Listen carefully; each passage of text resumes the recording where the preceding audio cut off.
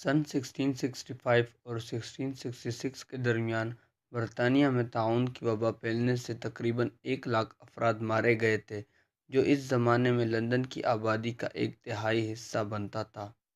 Liverpool میں تعمیراتی کام کے دوران طاعون کے باعث ہلاک ہونے والے افراد کا ممکنہ قبرستان دریافت ہونے کے بعد اس بات کی تصدیق کرنے میں کم سے کم 1 سال لگ گیا۔ اس مقام پر کھدائی کے دوران ایسے افراد کی 3500 قبریں سامنے آئیں۔ 18ویں صدی میں اس طاعون سے متعلق ایک مضمون میں شامل مصنف ڈینیل ڈیفو کی اپنی آپ بیتی میں اس تباہ کن دور کو اہل لندن کے لیے ہولناک وقت قرار دیا گیا ہے۔ ویسے تو تمام متعدد بیماریوں کی طرح یہ طاعون بھی مختلف لوگوں کی طبیعتوں پر مختلف طریقوں سے اثر انداز ہوتا ہے۔ بعضوں پر اس نے فوراً ہی اثر دکھا دیا اور انہیں شدید بخار، ناقابل برداشت سر درد، کمر درد، ہوا اور درد کے مارے تڑپنے اور کراہنے لگے۔ کچھ لوگوں کو سوجن ہو گئی اور گردن، ران اور بغلوں میں پھوڑے بن گئے، جس کی وجہ سے انہیں بے پناہ اذیت ہوئی۔ دوسری طرف کچھ ایسے بھی تھے جو خاموشی سے اس کا شکار ہو گئے۔ لیکن مرض پیدا کرنے والے اصل جرثومے کی شناخت ایک عرصے تک معمہ رہی۔ لندن کے آرکیالوجی میوزیم کی اہلکار ایلیسن ٹیلفر نے BBC کے پروگرام ٹوڈے کو بتایا، ہمیں اس مقام سے 3500 قبریں ملی ہیں۔ ہم وہاں پچھلے 5.5 سال سے یہاں کام کر رہے ہیں اور ہمیں امید تھی کہ ہمیں بیشتر افراد میں طاعون کے نشانات ملیں گے۔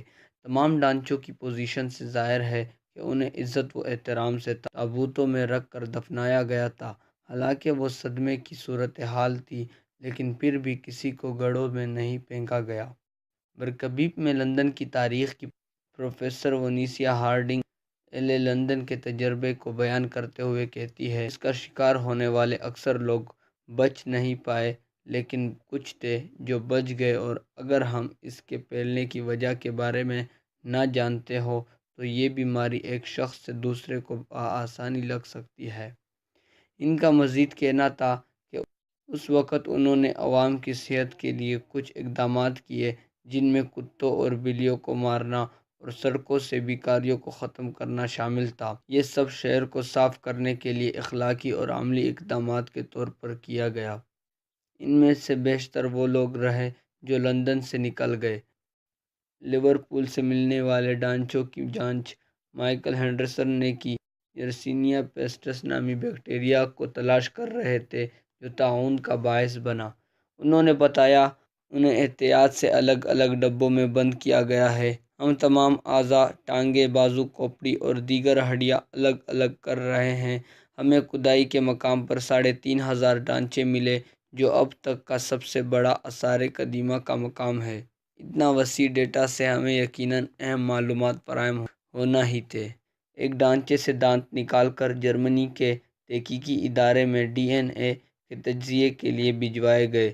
مائیکل ہینڈرسن کا کہنا تھا، DNA کے لیے بھیجنے جانے والی بہترین چیز دانت ہے، جو کسی ٹائم کیپسول کی طرح ہے۔ جرمنی میں ماہر امراض کرسٹین بوس نے دانت کا گودا نکال کر 17ویں صدی کے بیکٹیریا کی تلاش شروع کی اور بالآخر انہیں اس مقام سے حاصل کیے گئے 20 افراد کے دانتوں سے اس کے مثبت نتائج مل گئے۔ ان کا کہنا تھا، ہمیں DNA کے واضح نشانات ملے اور ہم اس چیز کا تعین کرنے کے قابل ہوئے کہ اس وقت مرنے والوں کے جسم میں یرسینیا پیسٹس جرثومہ موجود تھا۔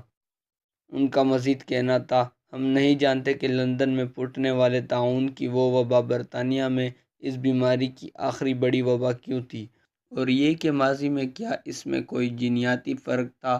ہم قدیم حیاتیات کے نمونوں سے مزید جینیاتی معلومات اکٹھا کر کے اس کے بارے میں جاننے کی کوشش کر رہے ہیں۔ ماہر امراضات کرسٹین بوس اور ان کی ٹیم اس DNA کے مکمل معلومات کی مدد سے اس بیماری کے پیدا ہونے اور پھیلنے کی وجوہات معلوم کریں گے۔ تاہم وہ لوگ جو اس بات پر پریشان ہیں کہ کھدائی کا کام یا تحقیقات کے نتیجے میں یہ بیکٹیریا دوبارہ تو نہیں نکل آئے گا، ان کے معلومات کے لیے ہم بتاتے چلیں کہ یہ جرثومہ زمین میں زندہ نہیں رہ سکتا۔